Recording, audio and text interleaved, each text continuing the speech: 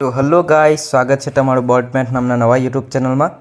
આજે આપણે જોઈશું ધોરણ 10નો ચેપ્ટર 8નું એક્ઝામ્પલ નંબર 4 અને એક્ઝામ નંબર 5। ચાલો આપણે એક્ઝામ્પલ નંબર 4થી ચાલુ કરીશું। રકમ: કાટકોણ ત્રિકોણ એબીસીમાં ખૂણો બી કાટખૂણો છે। जो tan a is equal to 1 तो चकासो के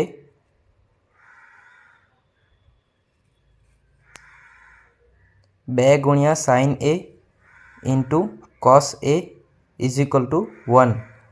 तो आ आपणो LHS is equal to RHS नो दाखलो छे। तेथी डाबी बाजू बराबर जमणी बाजू साबित करवानी छे अने चकासवानुं छे। तो सौ प्रथम आकृति ABC जेमां खूणो ए थीटा अने खूणो बी काटखूणो छे।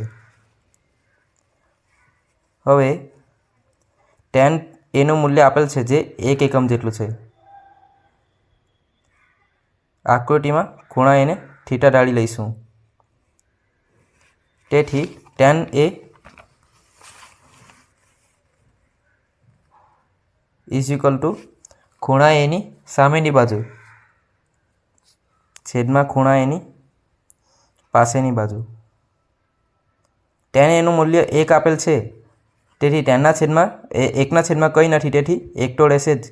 તેથી tan a નું મૂલ્ય 1 ના છેદમાં 1 ગણાશે, જેને સમીકરણ 1 a આપીશું અને સમીકરણ b પરથી tan a is equal to ખૂણા a ની સામેની બાજુ એટલે કે BC છેદમાં ખૂણા a ની પાસેની બાજુ એટલે કે AB થશે, જેને સમીકરણ c આપીશું। તેથી સમીકરણ a અને c ને સરખાવતા 1 ના છેદમાં 1 ઇઝ ઇક્વલ ટુ BC ના છેદમાં AB જવાબ આવશે। તેથી બાજુ BC નું મૂલ્ય 1 એકમ અને બાજુ AB નું મૂલ્ય 1 એકમ મળી જશે આપણને। હવે આપણે ત્રિકોણની બે બાજુનું મૂલ્ય ખબર છે, તેથી આપણે ત્રિકોણની ત્રીજી બાજુનું મૂલ્ય શોધીશું। સૌપ્રથમ આપણે મૂલ્ય દર્શાવી દઈશું। ત્રીજી બાજુનું મૂલ્ય શોધવા માટે પાયથાગોરસના પ્રમેય મુજબ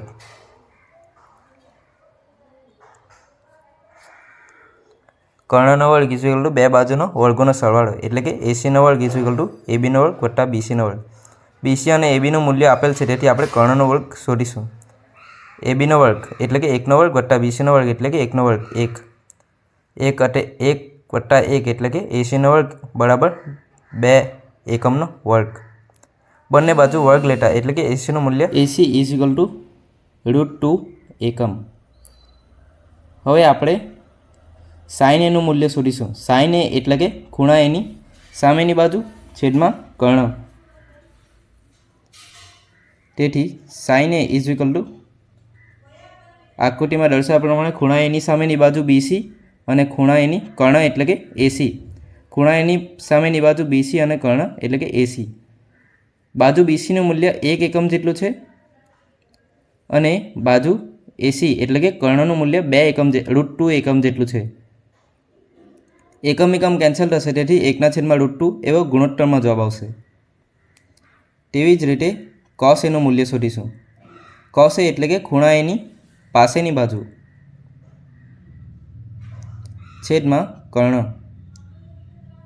હવે આકૃતિમાં દર્શાવ્યા પ્રમાણે ખૂણા a ની પાસેની બાજુ AB અને કર્ણ AC છે, એટલે ખૂણા a ની પાસેની બાજુ AB છેદમાં કર્ણ AC। AB બાજુનું મૂલ્ય 1 એકમ અને AC બાજુનું મૂલ્ય √2 એકમ છે, તેથી 1 ના છેદમાં √2 એવો ગુણોત્તરમાં જવાબ આવશે। હવે sin a અને cos a નું મૂલ્ય ખબર છે, તેથી આપણે LHS પર જઈશું। LHS is equal two 2 into sin a into cos a। sin a અને cos a નું મૂલ્ય મૂકીશું, તેથી 2 ગુણ્યા 1 ના છેદમાં √2 ગુણ્યા 1 ના છેદમાં √2, તેથી √2 ઇન્ટુ √2 2 થશે અને 2 ના છેદમાં 2 જવાબ આવશે, તેથી 2 ના છેદમાં 2 એટલે કે 1 જવાબ આવશે। હવે RHS આપણને ખબર છે તે પ્રમાણે RHS નું મૂલ્ય 1 એવું સીધું જ આપેલું છે। હવે LHSમાં મળેલ મૂલ્ય 1 ને પરિણામ A આપીશું અને RHS ને પરિણામ B આપીશું। તેથી સમીકરણ A અને સમીકરણ B પરથી આપણે કહી શકીશું કે LHS is equal two RHS. તેથી આપણી ચકાસણી સાચી પડશે, જે દર્શાવીશું, જે સાબિત થાય છે. આમ આપણો પ્રશ્ન 4 પૂર્ણ થાય છે. હવે આપણે પ્રશ્ન 5 એટલે કે સ્ટાન્ડર્ડ 10ના ચેપ્ટર 8 એટલે કે ત્રિકોણમિતીય પરિચયનો એક્ઝામ્પલ નંબર 5 જોઈશું. એક્ઝામ્પલ નંબર 5ની રકમ. જો ત્રિકોણ OPQમાં ખૂણો P કાટખૂણો છે, બાજુ OPનું મૂલ્ય 7 સેન્ટીમીટર અને બાજુ OQ માઇનસ બાજુ PQનું મૂલ્ય 1 સેન્ટીમીટર છે, તો સાઇન Q અને કોસ Qનું મૂલ્ય શોધવાનું કહ્યું છે. તો આપણે સૌપ્રથમ આકૃતિ દોરી લઈશું, જેમાં ખૂણો P કાટખૂણો અને ખૂણો O થીટા હોય. ત્રિકોણ O P અને Q, જેમાં ખૂણો P કાટખૂણો છે અને ખૂણો O થીટા ઢાળી લઈશું. હવે OPનું મૂલ્ય 7 સેન્ટીમીટર આપેલ છે અને OQ minus PQ is equal to 1 centimetre આપેલ છે, જે રકમમાં દર્શાવ્યા મુજબ છે. હવે PQને OQ minus PQ is equal to 1 ને 1માં આવેલ PQને જમણી બાજુ લઈ જઈશું, તેથી 1 પ્લસ PQ થશે. OQ બાજુનું મૂલ્ય is equal to 1 plus PQ centimetre, જે આકૃતિમાં દર્શાવેલ છે. હવે આપણે બાજુ PQને કંઈક મૂલ્ય ઢાળીશું. તમે કોઈ પણ મૂલ્ય ઢાળી શકો છો. હું અહીં બાજુ PQનું મૂલ્ય K સેન્ટીમીટર જેટલું ઢાળીશ. ધારો કે બાજુ PQનું મૂલ્ય K સેન્ટીમીટર જેટલું છે, એટલે PQના જગ્યા K સેન્ટીમીટર લખી શકીએ આપણે હવે. તેથી આપણે એક નવી આકૃતિ દોરી લઈશું, જેમાં PQનું મૂલ્ય K સેન્ટીમીટર દર્શાવેલ હોય છે. આકૃતિ તો સેમ જ લેશે, પણ PQના જગ્યા માત્ર K સેન્ટીમીટર લખીશું. કર્ણ એટલે કે 1 plus PQ is equal to 1 plus K centimetre. હવે આપણે પાયથાગોરસના નિયમ મુજબ કર્ણનો વર્ગ ઇઝ ઇક્વલ ટુ બે બાજુના વર્ગોનો સરવાળો, એટલે કે OQનો વર્ગ ઇઝ ઇક્વલ ટુ OPનો વર્ગ વત્તા PQનો વર્ગ. OQ બાજુનું મૂલ્ય 1 પ્લસ K સેન્ટીમીટર છે, તેથી 1 પ્લસ Kનો વર્ગ થશે, ઇઝ ઇક્વલ ટુ OPનું મૂલ્ય 7 સેન્ટીમીટર છે અને QPનું મૂલ્ય K સેન્ટીમીટર છે, તેથી 7નો વર્ગ વત્તા Kનો વર્ગ થશે.